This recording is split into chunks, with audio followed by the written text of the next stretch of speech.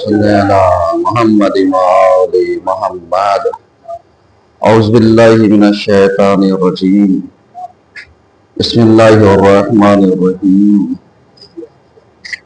الحمدللہ رب العالمین الصلاة والسلام على اشرف الانبیاء والمرسلین اما بعد فقد قال اللہ تبارک و تعالی فی القرآن الحکیم وهو اصدق الصادقین وقوله الحق بسم اللہ الرحمن الرحیم ومن يتول الله ورسوله والذین آمنوا فإن حزب اللہ هم الغالبون صلوات علی محمد عزیزان گرامی، آج کے پہلے خطبے میں سلسلے مباحث کو آگے بڑھاتے ہوئے ہماری گفتگو اس عنوان پہ جاری ہے کہ ولایت اور سیاسی شعور۔ اگر آپ نے ملاحظہ کیا ہو اور آپ کے اذہان عالیہ میں ہو تو ہم نے بہت ساری باتیں آپ حضرات کی خدمت میں عرض کی تھیں اور ہم نے بتایا تھا کہ ولایت کا سلسلہ اتنا آسانی سے سمجھ میں آنے والا نہیں ہے، چونکہ ولایت کا مفہوم الگ ہے اور منطوق الگ ہے۔ ولایت کے بہت سارے معنی، مستعمل، استعمالات اور بہت سارے بیانوں کے نتائج اگر آپ غور کیجئے اور فکر کیجئے تو آپ کے ذہن میں آئے گا کہ ان مفاہیم کے پیچھے کہیں نہ کہیں ان علماء، خطباء، ذاکرین، شعراء یا بعض افرادوں کی گفتگو اس کے بیک میں کار فرما ہے، جس نے ولایت کے حقیقی معنی کو غیر حقیقی میں تبدیل کر دیا۔ چونکہ ولایت کا تعلق انسان کے ایمان سے ہے، انسان کے عقیدے سے ہے، انسان کے عمل سے ہے، اور ولایت کے مفاہیم میں اگر ہمیں شناخت ہو، معرفت ہو، پہچان ہو، استعمالات کو صحیح سمجھتے ہوں تو شعور پیدا کرنے میں کوئی دشواری نہیں ہوگی۔ جیسے ہم نے مثالیں دی تھیں جناب عمار یاسر کی، ہم نے مثالیں دی ہیں جناب سلمان فارسی کی، ہم نے مثالیں دی ہیں حذیفہ بن یمانی کی، ہم نے مثالیں دی ہیں حبیب ابن مظاہر کی، اور دیگر شخصیات ہیں کہ جن کے بارے میں ہمیں غور و فکر کرنا چاہیے کہ اگر ان لوگوں نے ولایت کے حقیقی معنی کو اپنی زندگانی میں اتارا تو ان کا شعور کہاں پر ہے، اور جنہوں نے ولایت کے حقیقی معنی کو اپنی زندگانی میں نہیں اتارا ان کا شعور کہاں پر ہے۔ اسی چیز کو آپ سمجھتے جائیے کہ اگر ولایت کے حقیقی معنی ہمارے وجود میں، ہماری روحانیات میں، ہمارے فکر و خیال میں، ہماری نظریات میں اگر رچا اور بسا ہے اور ہم اس سے استفادہ کرتے ہیں تو ہمارا عمل، ہماری زندگانی کا طور طریقہ، ہمارے رہن سہن، یہ سب چیزیں جب ولایت کے زیر سایہ جائیں گے تو یہ زندگی کا جو نتیجہ ملے گا وہ شعور کہیں پر اور پہنچے گا۔ اسی لیے آپ نے دیکھا ہوگا اور غور بھی کیا ہوگا کہ آج کے زمانے میں جن شخصیات کا جتنا ولایت سے جڑا ہوا معاملہ اور ولایت کو اپنایا ہوا معاملہ ہے، उनकी बसीरत में, उनकी सियासत में, उनकी समझ में, उनके शऊर में, और जिनके यहाँ समझ नहीं पाई जाती उनके यहाँ अगर गौर व फिक्र कीजिए और कंपेयर कीजिए तो जमीन आसमान का फर्क है। सही है। अगर आप देखना चाहें, मैं मिसाल दे रहा हूं, मिसाल बेउनवान मिसाल किसी शख्सियत के ऊपर आप ले जाकर के चिपका ना दीजिएगा, क्योंकि मुश्किलात यही है कि मौलाना अलमदार बात कुछ और कहें, पहुंचा कुछ और दी जाती है, डाइवर्ट कहीं और कर दिया जाता है, जाके किसी पे चश्मा अलग कर दिया जाता है। मैं मिसाल दे रहा हूं, मसलन आपने अपने हिंदुस्तान के उलमा को देखा है, इनके शऊर और इनकी सियासत, इनकी बसीरत और इनकी विलायत, मैं सिर्फ आपके लिए अलैहिस्सलाम लम्हे फिक्रिया दे रहा हूं, और इसी को आप आगे बढ़ जाइए अपने पड़ोस में, उनकी सियासत, उनकी बसीरत, उनका शऊर वो कहां पर हैं, उसी को और आगे बढ़ जाइए, मालूम दिया ईरान है, इराक है, लुबनान है, इला आखिर और भी जहां दीगर ममालिक के नाम लिए जा सकते हैं वहां पर, तो इन लोगों के, इन उलमा की सियासत में, बसीरत में, शऊर में, समझदारी में कितना डिफरेंस है। इसी तरीके से हर जगह के, जैसे मैंने नाम लिया जिन जिन मुल्कों का, वहां के उलमा को, अपने यहाँ के उलमा को, वहां के शोरा को, अपने यहाँ के शोरा को, वहां के खवास को, अपने यहाँ के खवास को, इनके जरा सा मेंटालिटी, शऊर को जरा सा कंपैरिजन कीजिए तो आप बताइए क्या एक जैसा है?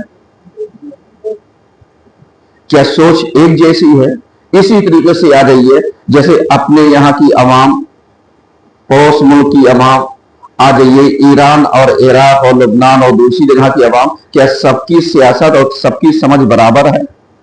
नहीं। कौन सी ऐसी चीज है जिसने इन चीजों को, भाई अवाम तो अवाम, अगर आप कहेंगे कि साहब वहां के मोमिन अलग हैं, तो क्या यहाँ के मोमिन अलग हैं? क्या वहां के शिया अलग हैं, यहाँ के शिया अलग हैं? क्या उनका इमाम कोई और है और यहाँ वालों का इमाम अल्लाह क्या कोई और है? फिर सियासी बसीरत में फर्क कैसे हुआ? चूंकि विलायत और सियासी शऊर, और जब सियासी शऊर पाया जाएगा तब आपकी समझ में आएगा कि हम कहां पर हैं, हमें कहां पर होना चाहिए, हमारा वकार कहां पर है, हमारा ज़हन और हमारे तखय्युलात कहां पर हैं, हमारी मेंटालिटी कहां पर है, और हमें किस जगह पर होना चाहिए। ये आज के जमाने के लिए अगर गौर व फिक्र कीजिए तो बहुत अहम है।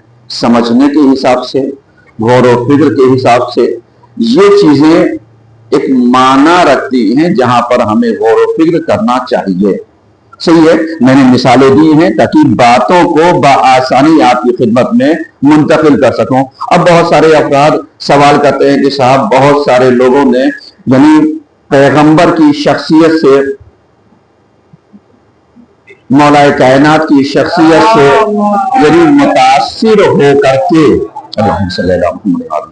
मुतासिर होकर के इनकी सीरत को अपनाना चाहा, इनकी सीरत को अपनी जिंदगानी में उतारना चाहा। मैं सवाल आपसे करता हूं कि उस जमाने में जो पैगंबर के जमाने में अफराद थे वो ज्यादा नहीं, पैगंबर की 23 साल जिंदगी में अपने किरदार को बताएं कहां पर थे। बहुत दूर की बात नहीं कह रहा हूं। अगर इन्हीं को अगर आप गौर कीजिए तो इनसे पूछिए कि पैगंबर की हिजरत से पहले कहां पर थे और पैगंबर की हिजरत के बाद कहां पर हैं। और अगर इसी को और रिस्पॉइंट किया जाए तो उनसे पूछिए पैगंबर की वफात से पहले कहां थे और पैगंबर की वफात के बाद कहां हैं। क्योंकि जो सियासत, जो शऊर, जो समझ, जो सारी चीजें हैं वो किस नतीजे तक पहुंचाती हैं इंसान को, किन चीजों को हमें समझाती हैं, वही घूम फिर करके एक माना आता है जिसे कहते हैं विलायत। सही है। अगर विलायत का माना हमारे अंदर अपने मफाहिम पैदा कर ले तो क्या हमारी जिंदगियां पाक होने से बच जाएंगे? क्या हमारे नुफूस पाक होने से बच जाएंगे? क्या हमारी रूहानियात और मानियात पाक होने से रह जाएंगे? अब वही चीज पलट करके जो आप जाकरी से बहुत बेहतरीन नुक्ता सुनते हैं और हदीस भी है कि या अली, आपसे कोई मोहब्बत नहीं कर सकता मगर ये कि वो शख्स क्या हो जिसकी पैदाइश, जिसकी खिलकत पाकीज़ा हो, पाक हो, जिसे हमारी जबान में कहा जाए तो हलाल वादा हो। सही है, वो आपसे मोहब्बत करेगा। अब इसी चीज को पलट करके आप जरा सा शऊर की मंजिलों में जरा सा तय कीजिए कि विलायत को इस जुमरे में आकर के देखिए और उसके बाद विलायत के माना को आकर के देखिए, जहां पर विलायत के माना आम हैं और विलायत के माना खास हैं, विलायत के माना मुतलक हैं और विलायत के माना मुक़य्यद हैं। आप जरा सा इन माना को आकर के गौर कीजिए और उसके बाद विलाई माना जो आते हैं उनको आकर के देखिए तो पता चलेगा कि हकीकी माना और है, गैर हकीकी माना और है, हमारे अकीदती माना और हैं और लुग़वी और इस्तिलाही माना और है। इसके अलावा अगर देखा जाए तो तशरीई माना और तकवीनी माना और हैं। यानी इसका मतलब क्या हुआ, यानी विलायत के माना को अगर समझना है तो जब तक इस्तिलाहात को हम समझेंगे नहीं, माना को समझ नहीं सकते हैं। हमारे यहाँ क्या होता है, हमारे यहाँ खतीब आता है, जाकिर आता है, आलिम आता है, बेहतरीन गुफ्तगू करता है, लेकिन जो माना के मिस्दाक और मफाहिम है उसको सही मानों में वो क्लियर नहीं करके जाता है। और जब क्लियर करके नहीं जाता तो ये सुनने वाली अवाम के पास तो लुगत नहीं है ना, डिक्शनरी है नहीं, इस्तेमालात के जो तरीके हैं उसे पता नहीं है। और अगर इसी चीज को पलट करके अगर आप कहिए तो मालूम दिया कि जो विलायत के हकीकी माना है उसे पता नहीं है, क्योंकि खुद लफ्ज विलायत अरबी माना है और हम अरबी जबान के जानने वाले नहीं है। हमारी मादरी जबान जो है वो अरबी नहीं है। अब जब हमारी मादरी जबान अरबी नहीं है तो हम उतना ही तो जानेंगे जितना बताया जाएगा। बिल्कुल जरा सा मैं उर्दू में एक मिसाल देना चाहता हूं ताकि आप माना को बआसानी समझ सकें। जैसे उर्दू के अदब को हर बच्चा समझता है, आप जरा बताइए। एक होता है टीप मारना,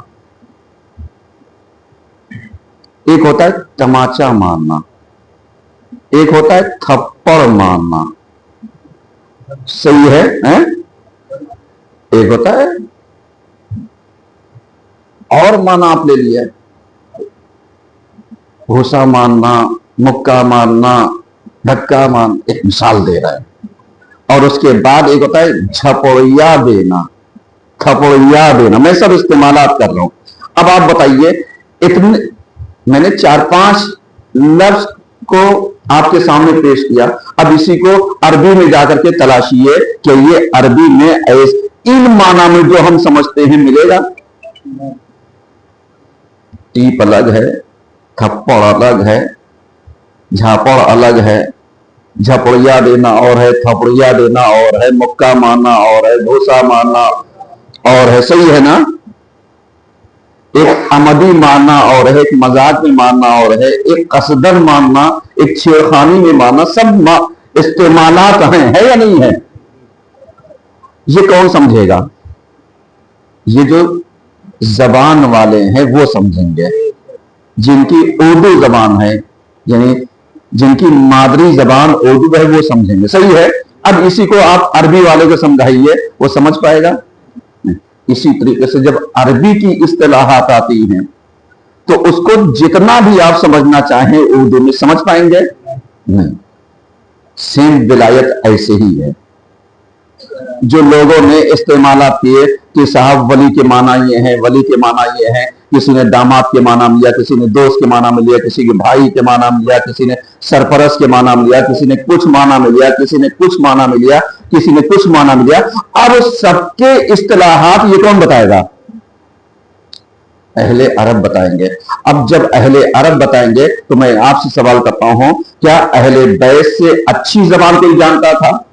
نہیں. اب جو انہوں نے بتایا ہم اسے مانیں گے, کیونکہ ہو سکتا ہے زبان کا استعمال کرنے والا, جیسے ہمارے یہاں وکلا, آپ نے مذاق میں تھپڑ مارا تھا, اس نے کہا یہ تو ارے ہم نہ گئے ہوتے تو یہ مان ڈالے ہوتے. اس کا مطلب کیا تھا؟ مانا کو اٹھا کر کے بدل دیا. تو ایسے ہی بہت سارے افراد جو عربی داں ہیں, ممکن ہے وہ مانا کو اٹھا کر کے کیا کر دیں؟ بدل دیں. سازش کے تحت, مطلب کے تحت, غرض کے تحت, مقصد کے تحت ایک مقصد حاصل کرنا چاہ رہے ہیں. یہ میں اس لیے وہ کہہ رہے ہیں تاکہ آپ ولایت دوہرائیے ذرا سا موضوع, ہاں بولتے رہیے, مجھے پتہ رہے موضوع ذہن میں ہے. چونکہ اگر موضوع ذہن میں نہیں ہوگا میری گفتگو سمجھ میں آپ کے نہیں آئے گی. لیکن آپ ذرا سا غور و فکر کیجئے میرے عزیزوں. جب آپ غور و فکر کیجئے گا تب ولایت. اب جو لوگ کہتے ہیں کہ پیغمبر کی بزم میں سلمان بھی تھے, مرداد بھی تھے, بوذر بھی تھے, فلاں تھے, یہ تھے, وہ تھے, کمیل تھے, الی آخر, سب کا سیاسی شعور برابر کیوں نہیں ہوا؟ یہ تو سوال ان سے پوچھیے کہ ولایت اپنے محبت کے, اپنی سرپرستی کے حقیقی معنی کو لے کر کے چلی. اب جس کا ظرف جیسا تھا اس ظرف میں کیا ہو گیا؟ سما گیا. جیسا ظرف تھا ویسے ہی وہ معنی اس کے اندر جا کر کے جگہ پیدا کر لیا. اب اسی ظرف کو سمجھنا ہے تو آپ جانتے ہیں بارش ہوتی ہے نہیں ہوتی ہے؟ بارش سے اچھا فلٹر پانی کوئی نہیں ہے, شفاف پانی کوئی نہیں, یعنی اس سے اچھا منرل واٹر کوئی نہیں ہے. چاہے جتنا آپ مشین وہ کر لیجئے, لیکن بارش کے آگے کوئی بھی پانی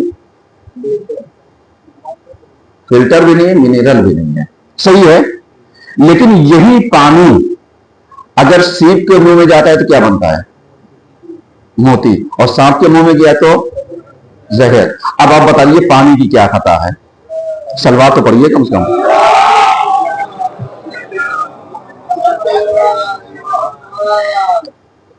غور فرما رہے ہیں. اب ذرا سا آپ بتائیے, جو لوگ کہتے ہیں صاحب پیغمبر کی بزم میں ہم اتنے سال تھے, ہم اتنے سال تھے, ہم اتنے سال تھے, یہ جس کا ظرف جیسا تھا ویسا اس نے استعمال کیا. اور آج ہمارے زمانے میں اسی دیکھیے, کوئی اگر بگڑا جائے تو اس میں مفاہیم کی غلطیاں نہیں ہیں, ظرف کی کمیاں ہیں. ایک سلوات پڑھیے سب مل کر.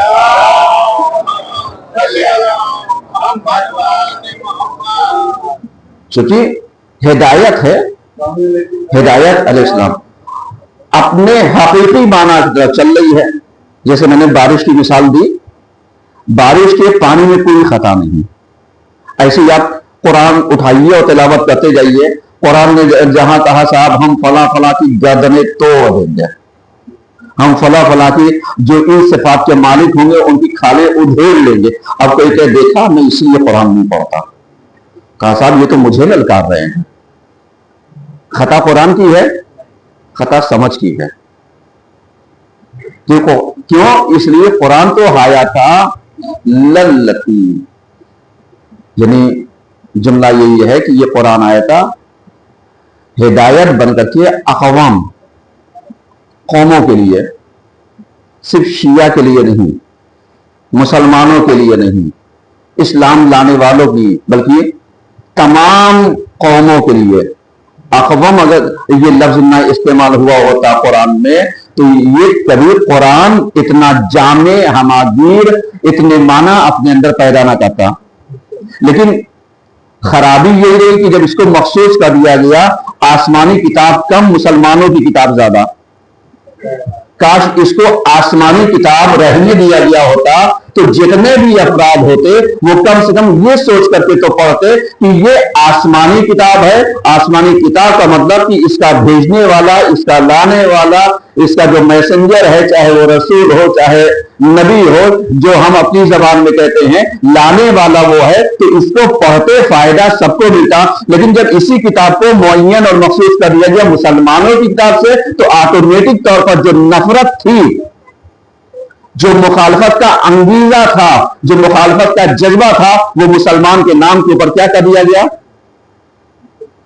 پیدا کر دیا گیا. اب جب پیدا کر دیا گیا تو یہ جو آسمانی کتاب تھی یہ ایک ورگ تک مخصوص ہو کر کے کیا ہو گئی؟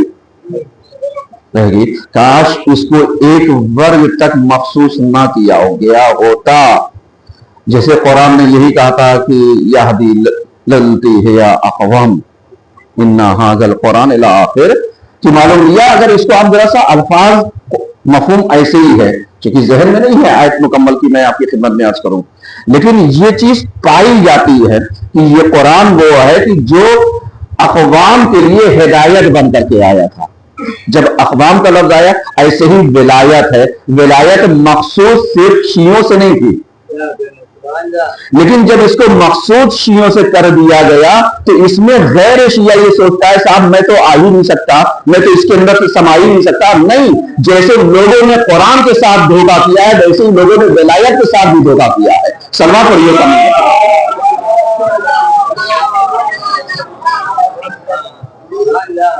غور کیجیے گا ذرا سا، کیونکہ اس کو واضح کرنے کی ضرورت ہے. اور جب اس کو واضح کرنے کی ضرورت ہے تو اب آپ آسانی سے سمجھ سکتے ہیں کہ اگر ولایت اپنے حقیقی معنی تک پہنچی ہوتی تو یہ سیاسی شعور پیدا کیے ہوتی.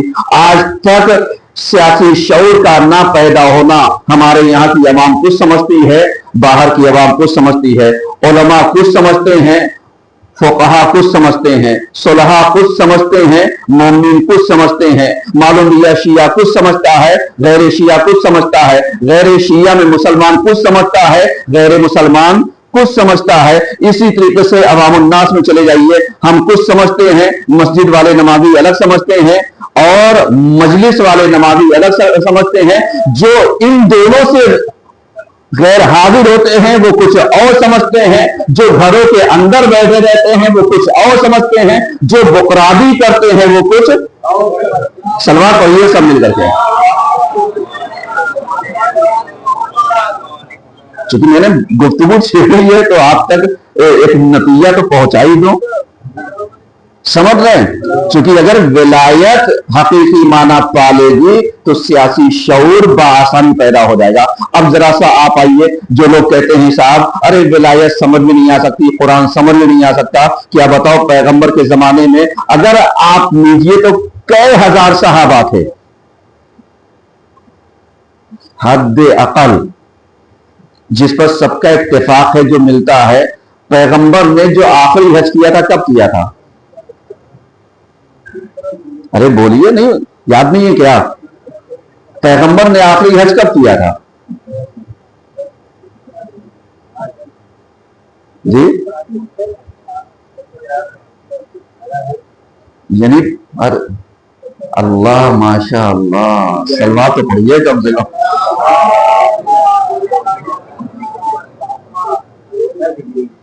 سن 10 ہجری میں. احسن طیب اللہ. آخری حج کب کیا؟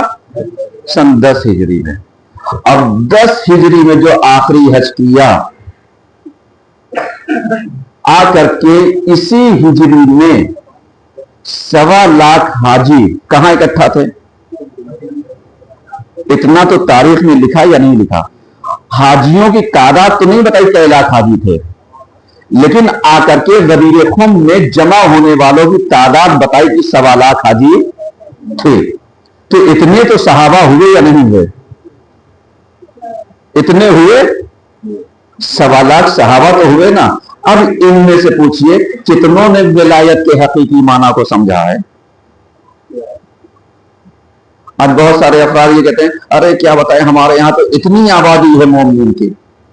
ان مومنین میں سے تلاشو حاجی کتنے، نمازی کتنے، متقی کتنے، پرہیزگار کتنے، دین کے پابند کتنے، خمس نکالنے والوں کی تعداد کتنی ہے، دینداری شعور رکھنے والے کتنے ہیں، گھر کے اندر والا دین کتنوں کے پاس ہے، گھر کے باہر والا دین کس کے پاس ہے، لال کتاب والا دین کس کے پاس ہے، کتاب اوریت والا کس کے پاس ہے؟ نا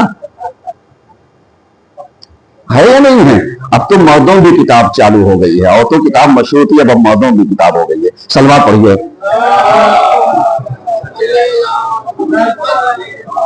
پہلے یہ ہوتا تھا ہم اپنی عورت سے پوچھیں، کہتے ہیں مردوں سے پوچھ لیں اس کی بات بتاتے ہیں. یعنی اس کا مطلب کیا ہوگا؟ یعنی یہ کتاب مردوں کی بھی اسٹارٹ ہونے لگی ہے، لیکن ابھی وہ اس مقام تک نہیں پہنچی جہاں تک عورت پہنچ گئی ہے۔ لیکن اگر اس کے اوپر کنٹرول کرنا ہے تو میرے عزیزو یاد رکھیے گا کہ جب تک خرافات کے خلاف آواز نہیں اٹھائیں گے تب تک کہیں پر کچھ آپ کر نہیں سکتے ہیں۔ بہرحال میں نتیجہ دینا چاہتا ہوں، وقت میرے پاس کم ہے۔ اتنی گفتگو کی، موضوع کیا ہے؟ ولایت اور سیاسی شعور۔ نتیجہ لیجئے آپ کی خدمت میں کہ میرے عزیزوں، اگر ولایت کے معنی کو پڑھے لکھے سمجھدار لوگوں نے، قرآن کے سمجھدار لوگوں نے، اگر دونوں نے مل کر کے حقیقی اور اصطلاحی معنی کو، مقصود کو، جو اللہ نے، پیغمبر نے، آل پیغمبر نے جو پہنچایا تھا اسے پہنچایا ہوتا عوام تک، تو آج عوام کے ذہنیت اور مینٹیلٹی کچھ اور ہوتی، ان کی ذہنیت کچھ اور ہوتی، ان کے اندر پایا جانے والا اسلام کچھ اور ہوتا، ان کے اندر پایا جانے والا تقوی اور ان کا ارادہ کچھ اور ہوتا۔ اعوذ باللہ من الشیطان الرجیم، بسم اللہ الرحمن الرحیم، والعصر ان الانسان لفی خسر الا الذین آمنوا وعملوا الصالحات وتواصوا بالحق وتواصوا بالصبر۔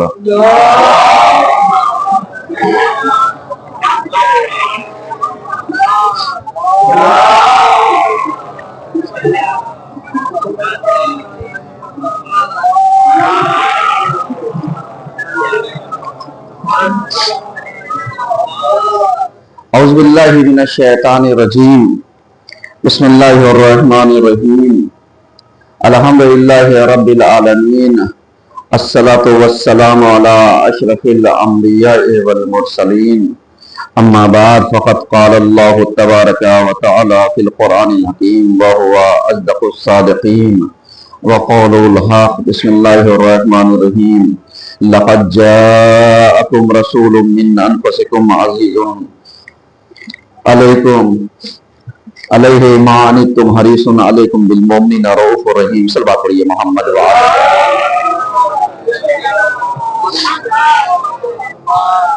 عزیزان گرامی، آج کے دوسرے خطبے میں سلسلہ مباحث کو آگے بڑھاتے ہوئے ہماری گفتگو اس عنوان پر جاری ہے کہ رسول اکرم انسانی کرامت کے علمبردار۔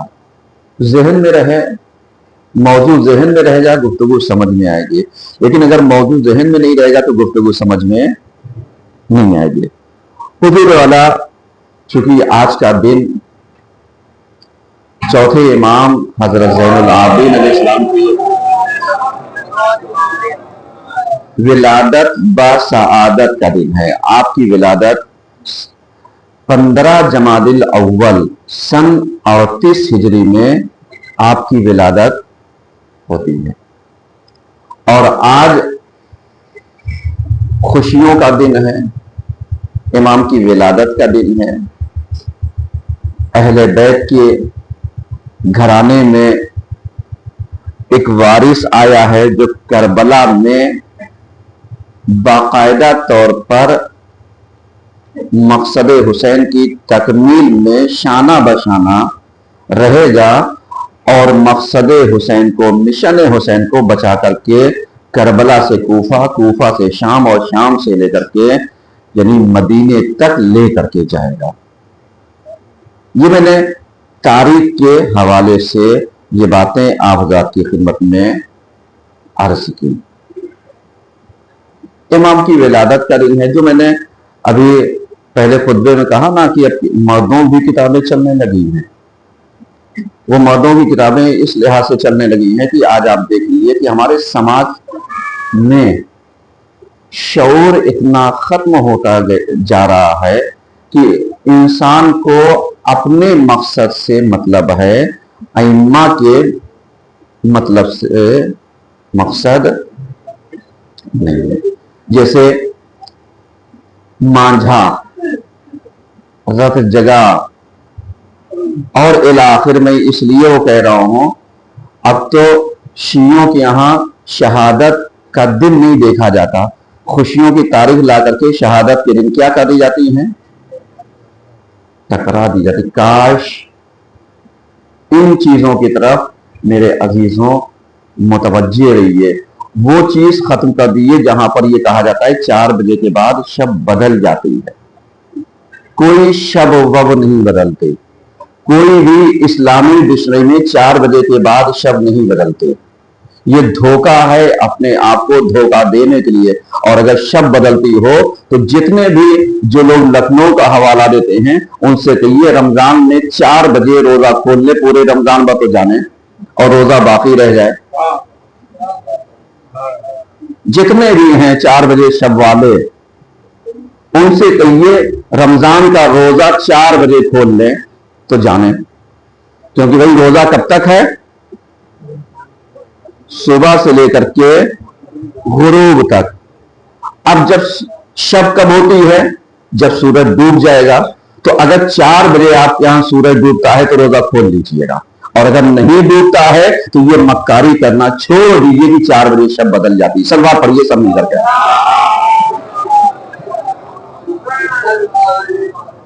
समझिएगा, चूंकि ये शादी ब्याह करने वाले अपना मकसद तो देखते हैं, अहले बैत की खुशियां,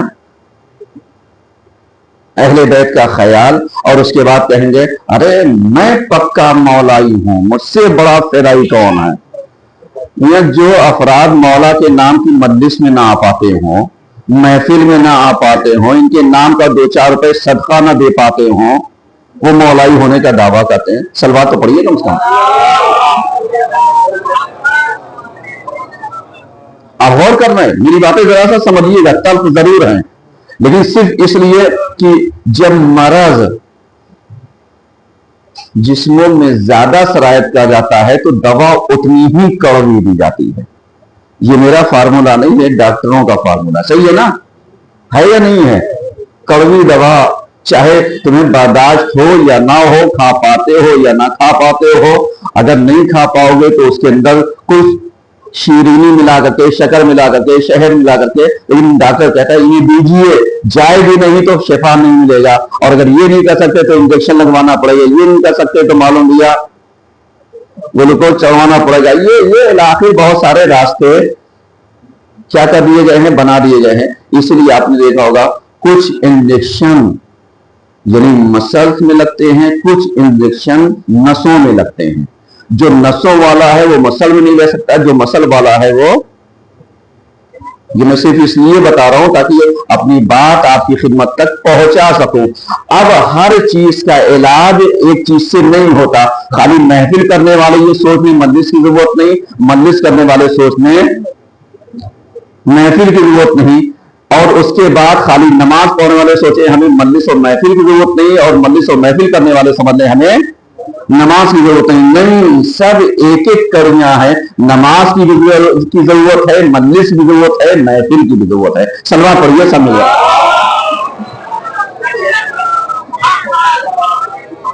तो इसको मिक्स ना कीजिएगा। क्यों? क्योंकि आज चौथे इमाम की विलादत का दिन है।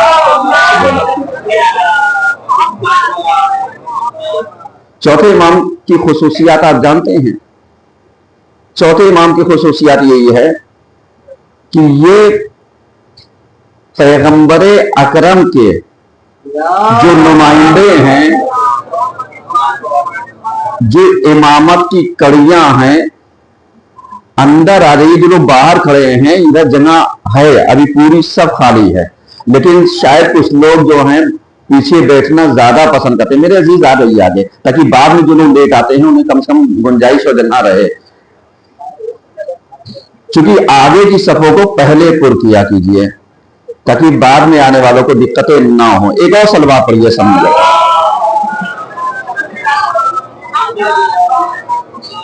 क्योंकि आपने देखा होगा कि जब ट्रेन छूटती है तो इंजन और उसके बाद वाले डब्बे पहले प्लेटफॉर्म से आगे निकल जाते हैं। इंसान को डब्बा कौन सा मिलता है पकड़ने के लिए? वही पीछे के डब्बे। अब अगर कोई इंसान आगे का डब्बा पकड़ना चाहेगा तो ना पकड़ पाएगा, चोट अलग से खाएगा। तो पीछे का डब्बा खाली रखिए ताकि जो बाद में आते हैं कम से कम उन्हें नमाज तो मिल ही जाए जुम्मे की। सलवात और पढ़िए।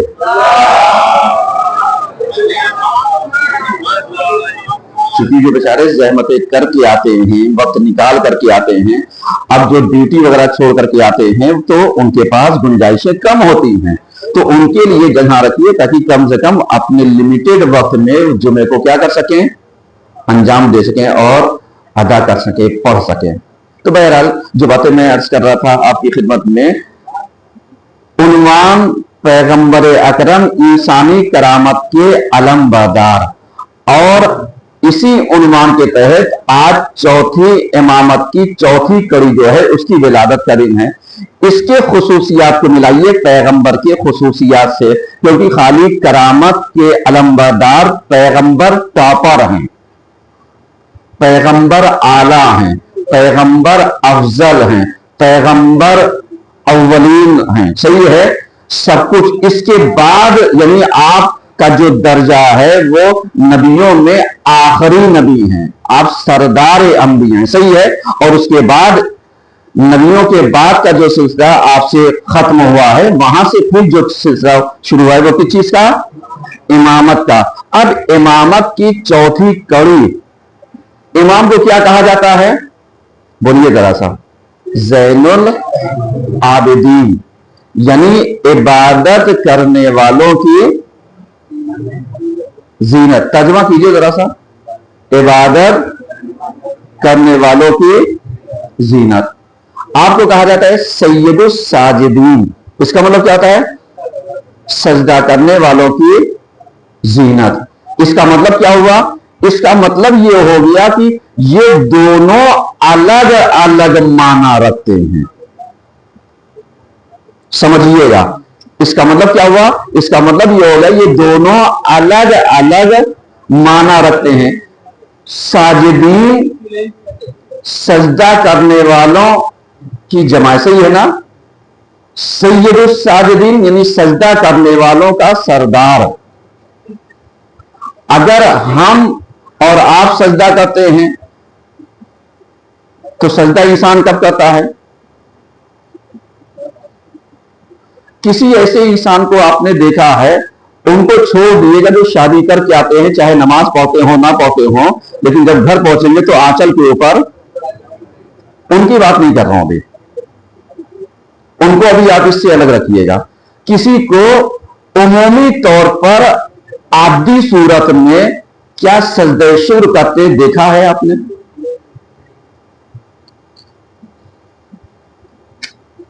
बोलिए जरा सा।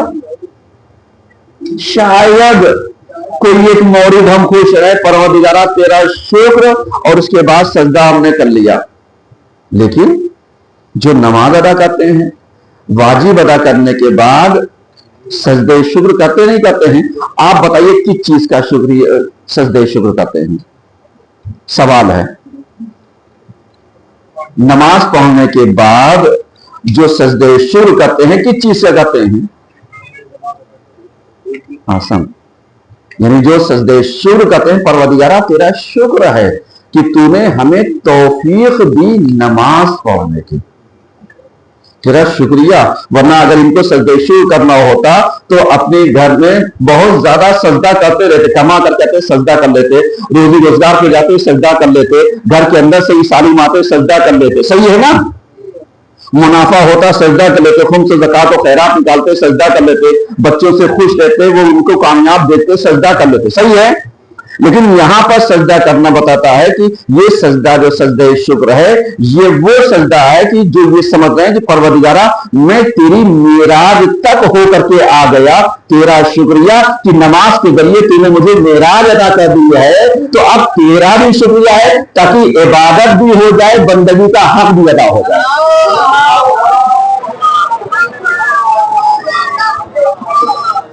सही है। तो इंसानी करामत के अलमबरदार को अगर देखना है तो चौथी कड़ी कहां पर आकर के टिकेगी, सैयदुस साजिदीन, सजदा करने वालों की। गुजारिश यही है कि जितने भी अफराद हैं, अल्हम्दुलिल्लाह जहां तक मेरी बातें जाती हैं, हम ये नहीं कहते अमल नहीं करते, बहुत हद तक अमल करते हैं, लेकिन फिर वही गुजारिश मुकम्मल तरीके से पाबंदी कीजिए। उसमें से आप भी हैं, मैं भी हूं। मैं आपको कहां कह सकता हूं, मैं अपने को कह रहा हूं। मौलाना अलमदार आप कुछ भी हों, लेकिन आप भी सजदे की पाबंदी कीजिए। आपको कहां कहेंगे, आपके सजदों पे निशानात तो पाए जाते हैं, लेकिन हमारे यहाँ लोग यही क्योंकि बहुत सारे लोग क्या समझते हैं, कहते हैं साहब मौलाना लंदा के पेशानी पे सजदे का निशान कहाँ है, वो कितनी नमाजों को आप देख लीजिएगा। सजदे का निशान पढ़ना ना पढ़ना ये इंसान के जो स्किन है इस पर सेंसिटिव होती है, उसकी बहुत ज्यादा सेंसिटिव नहीं होती है, सही है, तो उसकी वजह से निशाना पड़ते हैं सजदे के। लेकिन ये सजदे की अलामत है कि साहब सजदा करने वाले हैं। तो अब जिसके पास अलामत ना हो तो इसका ये नहीं है कि साहब इसने नमाज नहीं पढ़ी, ये नमाज नहीं पढ़ रहा, काम नहीं, खबरदार, ऐसा कुछ नहीं है। बिल्कुल वैसे ही जैसे हमारे यहाँ राइज होती है आवाम में कि जब 40 मोमिन के नाम लिखे जाते हैं मुर्दे के शहादत नामे पर, तो क्या होता है, कहते हैं साहब नाम वही लिखवाइएगा, बोलिए जरा सा, हाँ आसन आसन आसन, और बोलिए, पीछे वाले बोले जरा सा, आवाज मुझे सुनाई देती वहां तक के, बोलिए, हाँ। जबकि हकीकत ये है कि शहादत नामे पर कभी भी नमाज, रोजा, होम, ज़कात, खैरात, इन सब की गवाही नहीं मांगी जाती।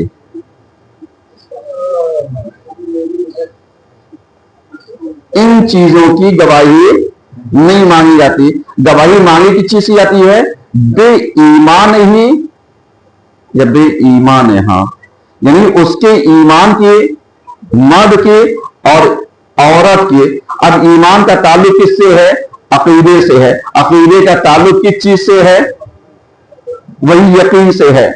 यकीन का ताल्लुक किससे है, मानने से है। अब आप जरा सा बता दीजिए कि आप अल्लाह को नहीं मानते, तौहीद को नहीं मानते, अदल को नहीं मानते, इमामत को नहीं मानते, नबूवत को नहीं मानते, क़यामत को नहीं मानते, इला आखिर आप नहीं मानते हैं। कहा यही जो उसूल दीन है ये ईमान है। कहा इसकी गवाही मांगी गई है। और हम लोग, बहुत सारे लोग जो नाम लिखाने से छिपते हैं और अपनी जान बचाते हैं, सोचते हैं कहीं ऐसा ना हो साहब मैं तो खुद ही डंडी मार के पढ़ता हूं और इसकी गवाही देगा तो इसने, हम तो गए थे नमाज बख्शवाने, रोजा नहीं बना पड़ गया, सलवार पढ़िए कम से कम। तो बहरहाल इसको ज़हन में रखिएगा। तो इंशाअल्लाह आज की हदीस के साथ ठीक 8:30 बजे जी इसी जगह पर होगी, इसी जगह पर होगी। और अगर चेंज हुआ तो इंशाअल्लाह मैसेज डाल दिया जाएगा। तो बहरहाल इंशाअल्लाह आप कसी तादाद में तशरीफ लेकर के आइएगा। औज़ुबिल्लाहि मिनश शैतानिर रजीम, बिस्मिल्लाहिर रहमानिर रहीम, इन्नल्लाहा व मलाइकतहु युसल्लूना अलन नबी या अय्युहल्लज़ीना आमनू सल्लू